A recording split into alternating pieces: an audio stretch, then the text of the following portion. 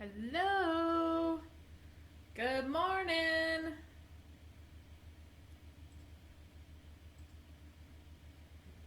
An impromptu live. I know. Sometimes I just like to surprise you guys. Let's see who's all on this morning. Say hello.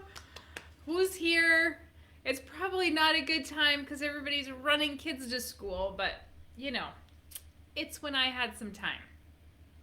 So I thought I would share a story with you guys. Say hello. I can't see if you're watching unless you actually type a comment. And so let me know if you are here. Maybe some new people that don't come in the evening. But I had a new client yesterday that was a first meeting that was kind of a little bit of a hard nut to crack. And so I just wanted to share that story with you guys. So let me know if you're here. Nobody is talking this morning. You guys, say hi. Hi, Tyler. Woohoo, somebody wants to talk to me. I love it. All right. I don't have a ton of time because I have meetings starting, but I want to just share this story because I thought it was interesting. I had a meeting yesterday with a family, and the mom, good morning, John. And the mom read the book. Okay, so when we get into the meetings, I always ask, did everybody read the book? Who didn't read the book? And in this particular meeting, mom was the only one that read the book. And I said, okay, that's fine. Dad and son, you have not read the book. So I'm not going to sit here for 6 hours and explain everything. So I may reference the book and tell you to go back and reread the book, or to read the book, not reread it, but to read the book. And fair, right? But Dad was off camera. He wasn't even on camera. And so typically when somebody is off camera, that either means they're hiding from me or they really don't want to be there to participate, right? And so I'm going to keep going with my meeting. And so because mom read the book and she's genuinely interested, so I get a lowdown of what's going on. Dad is sharing what's going on. He's came into the camera, and I find out that he is on the board of one of the local lenders. And so fantastic. He's a bank board member. He is going to understand the finances, right? One of the first things I say in the meeting is mom says, cash is king.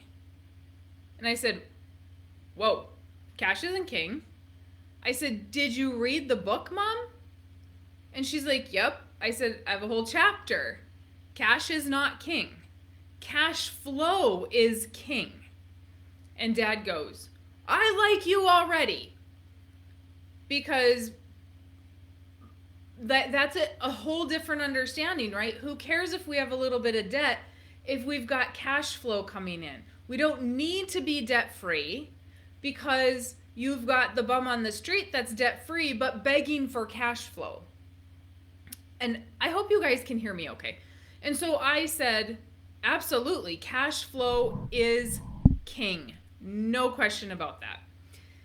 So we get an hour into the meeting, and I have talked about estate planning. I have talked about using the policy for cash flow as best I can because two of my people are not understanding at all what I am talking about. The son does not even understand that it is life insurance. Like, they completely disregarded mom. They came to the meeting, but they did not want anything to do with this.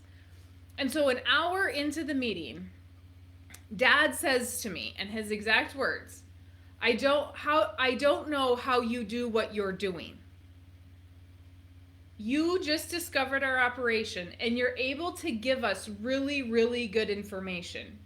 You have a very good overlay of what a business should be.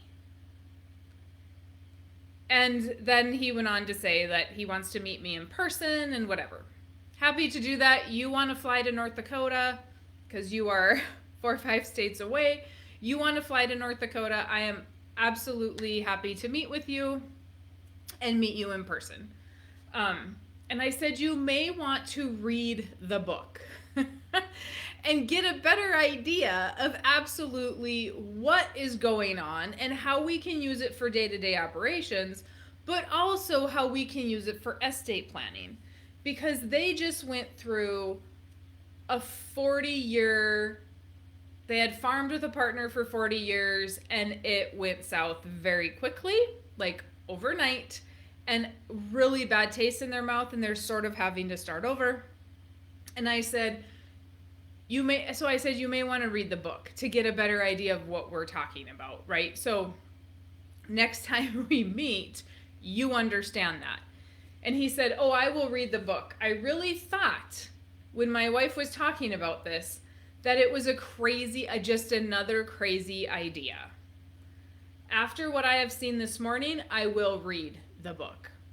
And so I just wanted to share that, not to pat myself on the back, but in the middle of all this, he asked me what my education is, right? He's like, well, do you have an accounting degree? Because I was talking about what we can do with the policy for estate taxes, what we can do if we borrow money back and forth, earned in or interest income and write-offs on one side, and just strategizing that I do in every single meeting. And he said, you have a accounting degree? Nope. Do not have an accounting degree. I have a business degree, but I don't have an accounting degree. An accounting degree isn't going to teach me what I need to know, right? And I'm a firm believer in that.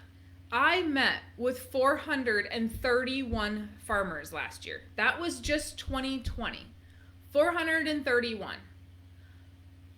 I understand the farming industry.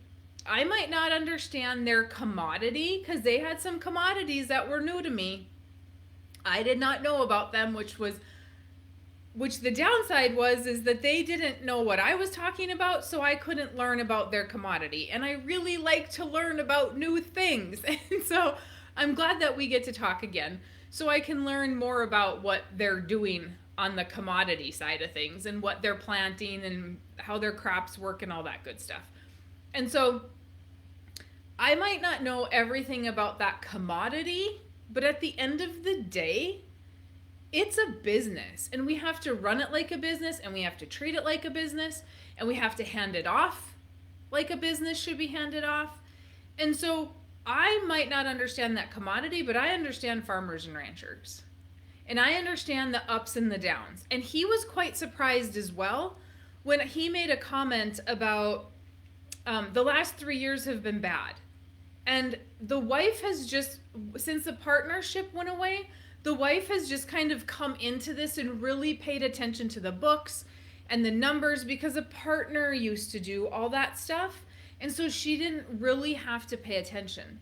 So now she's paying attention and learning about the farming side of it. And has a little bit of anxiety around, why do we have all these loans? And what are we going to do? And so when I made the comment, cash flow is important, he understood that I understood his business, right? That markets are going to fluctuate up and down. You're never going to have a steady market. If the dollar's up, commodities are down, right? If the commodities are up, the dollar's down. It typically goes back and forth. And we don't typically have these long runs of what's happening in the industry. And so we have to know that there's going to be good times and there's going to be bad times, and we have to prepare for that. And he was like, it was funny because as I was saying these things, I earned credibility that I knew what I was talking about. And I actually had somebody make this comment not so long ago. They, I don't remember if they emailed me or if they commented on Facebook or something. They heard me talking about cattle. And they said, "Oh, you really do know what you're talking about." Well, I might not have cows, right? I don't have any cattle of my own. I don't have, well, I do have some farm ground now and some pasture ground, but I might not be there every day in it. I'm talking to 430 farmers a year. I know farming. I know ranching. I know the ups and the downs. I know what we have to think about. We can't think short term. We have to think long term. Where is this going to go? We have to pass it off to a next generation. We have to think generations, right? Because we're not doing this just to build it for ourselves and then let it go. We're doing this so the next generation can have something and the next generation can have something. And so it was fun to talk to a member of the bank board. And I've had bank board members before, and it always really amazes me that they don't know anything about life insurance. And they're on the board of the bank. And they're the ones making these decisions of how the bank is going to operate. But they don't fully understand everything that they could know to even make their own bank better. And so it was a fun conversation. I always have fun conversations. But it's always a little bit of a challenge to me to get that hard nut to crack, and then I get him to crack. He even smiled once. And that there are times where people come into the meetings and they don't smile, and they're very serious. And so then it's a challenge to get them to at least smile a little bit, because, come on, we got to have some fun. And typically when they're like that, they're just testing me to make sure that I'm honest, to make sure that I'm going to follow through with my word exactly like I say on my podcasts or those sort of things. And so it's always fun, but nonetheless. So I just wanted to share that with you guys. Hey, Brett. Good morning, Chad. So that you guys could have an idea of sort of what it's like to work with me, what to expect. But now he has to go back and read the book, and we have to have another meeting. And so if you are one of those people that think this is such a stupid idea, this is a scam, you cannot farm without the bank, blah, blah, blah, blah, blah, whatever it is that you think, why not give it a shot? Why not spend the $20 to read the book? It's 2 hours. You're probably scrolling Facebook for 2 hours, and you could have just had the book read in that time, right? And we could have learned something that could advance where you're at. Why not take that time to do that? Instead, we just automatically think, oh, it's a scam. She's just trying to make money, blah, blah, blah, right? Am I? Or am I trying to help 400 farmers a year? This industry is dying. What are we doing to help it? What are you doing? Scrolling Facebook? Thank you, because you found me. Or are you actually doing something to educate yourself to change your farming operation and for generations, right? And that is exactly what this couple met me for. They just went through a massive change that was not for the good. They had everything laid out. It did not go as planned. Ugliness reared their head where they didn't even know there would be any. And so we can make these plans, but we have to think about the negative side of that. And as much as I would love to say that our meetings are 100% positive, I am usually on the side of what if X happens, right? And I am not typically that person in life, but I have to be that person to get you to think about the negative, because we always want to think about the positive. Oh, everything's going to get handed off and it's going to be great. Is it? Do we know that? We need to plan for the worst, and if the best happens, that's fantastic. But let's make sure we have a concrete plan if the worst happens. So it was fun. It was fun. And I'm not going to be doing a Thursday night live because I have another commitment on Thursday night that I have to get to. And so I will not be able to do a Thursday night live. So I thought, this is so good, I didn't want to miss it. And I just wanted to share it with you guys.